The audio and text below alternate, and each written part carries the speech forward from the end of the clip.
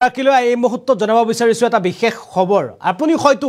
আপোনাৰ বাহনখনৰ হয়তো কেতিয়াবা আপুনি বিভিন্ন স্থানলৈ যায় আৰু সেই স্থানলৈ যাওঁতে হয়তো আপোনালোকে টুল গেট পায় আৰু এবাৰ এই টুল গেটৰ সম্পৰ্কত বা এই ফাস্টেগৰ সম্পৰ্কত এটা বিশেষ নিয়ম আহিছে যদি আপোনাৰ বাহনখনৰ ক্ষেত্ৰত এই ফাস্টেগ ব্যৱস্থা আপুনি কৰা নাই তেন্তে এতিয়াই কৰি লওক নহলে আপোনাৰ বিপদ নিশ্চিত হ'ব আৰু এই মুহূৰ্তত জনাব বিচাৰিছো বিশেষ খবৰটো ৰাজ্যৰ লাখ লাখ বাহনৰ গৰাকীয়ে মানিব লাগিব নতুন নিয়ম মানিব লাগিব বাহনৰ গৰাকীয়ে আজিৰে পৰা হলনি হল ফাস্টেগৰ কেবাটাও নিয়ম অৰ্থাৎ আজি 1 আগষ্ট আৰু 1 আগষ্টৰ পৰা এই নিয়ম হলনি হৈছে ফাস্টেগক লৈ চৰকাৰৰ নতুন নিৰ্দেশনা ফাস্টেগক লৈ চৰকাৰে এই নিৰ্দেশনা প্ৰেৰণ কৰিছে 5 বছৰৰ পূৰ্বে ফাস্টেগ লগোৱা সকলে মানিব লাগিব নতুন নিয়ম হলনি কৰিব লাগিব 5 বছৰৰ পুৰণি ফাস্টেগ 5 বছৰৰ পুৰণি ফাস্টেগ হলনি কৰিব লাগিব 5 বছৰৰ পুৰণি ফাস্টেগ হলনি নকৰিলে বিকল হ'ব ফাস্টেগ অৰ্থাৎ আপোনাৰ ফাস্টেগ আপুনি বিকল হৈ পৰিব 3 বছৰৰ পুৰণি ফাস্টেগৰ KYC 31 অক্টোবৰৰ ভিতৰত আপডেট কৰিব লাগিব ফাস্টেগ ক্ৰয় 90 দিনৰ ভিতৰত আপডেট কৰিব লাগিব বাহনৰ পঞ্জীয়ন নম্বৰ ফাস্টেগৰ ৰূপৰ সৈতে সংযোগ কৰিব পঞ্জীয়ন নম্বৰ ফাস্টেগ প্ৰদানকাৰীয়ে ডাটাবেছ পৰীক্ষা কৰিব লাগিব ফাস্টেগক মোবাইলৰ সৈতে সংযোগ কৰিব লাগিব গাড়ীৰ স্পষ্ট ফটো কৰিব লাগিব আপডেট স্পষ্ট ফটো দিব লাগিব ফাস্টেগ নথকা বাহনে ভৰিব লাগিব দুগুণ টুলকৰ ভৰিব লাগিব ফাস্টেগ নথকা বাহনসমূহে ফাস্টেগক লৈ পথ পৰিবহণ মন্ত্ৰালয়ৰ এই নতুন নিৰ্দেশনা টুলগেট পাৰ হোৱাৰ পূৰ্বে ফাস্টেগ ব্যৱহাৰকাৰীসকলে মানিব লাগিব এই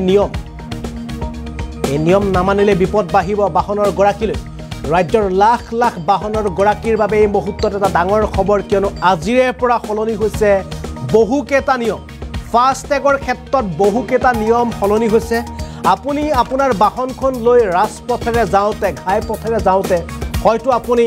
বহুবাৰ টুল গেট পাৰ হৈ যায় অৰ্থাৎ টুল গেট পাৰ হৈ আপুনি অন্য স্থানলৈ যায় কিন্তু এবাৰ এই টুল গেটৰ পাৰ হওঁতে যিটো আপুনি ফাস্টেগ ব্যৱহাৰ কৰে এই ফাস্টেগক লৈ এবাৰ চৰকাৰে নতুন নিৰ্দেশনা প্ৰেৰণ কৰিছে অৰ্থাৎ আপোনাৰ যি ফাস্টেগ আছিল এই ফাস্টেগৰ ক্ষেত্ৰত চৰকাৰে কি নিৰ্দেশনা প্ৰেৰণ কৰিছে আমি পুনৰ এবাৰ জনাই দিব বিচাৰিছোঁ 5 বছৰৰ পূৰ্বে ফাস্টেগ লগোৱা সকলে মানিব লাগিব এই বিশেষ নিয়ম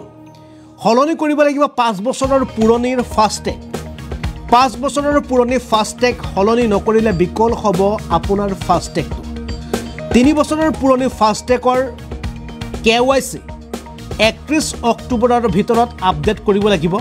ফাস্টেগ ক্ৰয় কৰা 90 দিনৰ ভিতৰত আপডেট কৰিব লাগিব বাহনৰ পঞ্জীয়ন নম্বৰ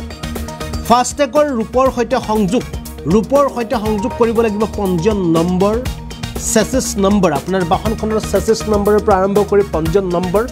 ফাস্টেগ প্ৰদানকাৰীয়ে ডাটাবেছ পৰীক্ষা কৰিব লাগিব ফাস্টেগক মোবাইলৰ সৈতে সংযোগ কৰাটো বাধ্যতামূলক গাড়ীৰ স্পষ্ট ফটো আপোনালোকে আপডেট কৰিব লাগিব ফাস্টেগ নথকা বাহনে ভৰিব লাগিব দুগুণ টুলকৰ ফাস্টেগক লৈ পথ পৰিবহণ মন্ত্ৰালয়ৰ ফালৰ পৰা এই বিশেষ নিৰ্দেশনা প্ৰেৰণ কৰা হৈছে টুলগেট পাৰ হোৱাৰ পূৰ্বে ফাস্টেগ ব্যৱহাৰকাৰীসকলে এই নিয়মটো মানি চলাটো বা মানি লোৱাটো বাধ্যতামূলক আৰু এই নিৰ্দেশ প্ৰেৰণ কৰিছে পথ পৰিবহণ মন্ত্ৰালয়ৰ ফালৰ পৰা অৰ্থাৎ আপুনি এতিয়া হলনি কৰক আপোনাৰ ফাস্টেগটো কিয়নো আজিৰ পৰা কাৰ্যকৰী কৰা হৈছে এই নিয়ম 1 আগষ্টৰ পৰা এই নিয়ম কাৰ্যকৰী কৰিছে যদি আপুনি ফাস্টেগটো হলনি কৰা নাই বা আপোনাৰ 5 বছৰৰ পুৰণি ফাস্টেগ আপুনি ব্যৱহাৰ কৰি আছে তেন্তে আপুনি ঘাইপথেৰে যাওঁতে টুল গেট পাৰ হওঁতে আপোনাৰ বিপদ হোৱাটো প্ৰায় নিশ্চিত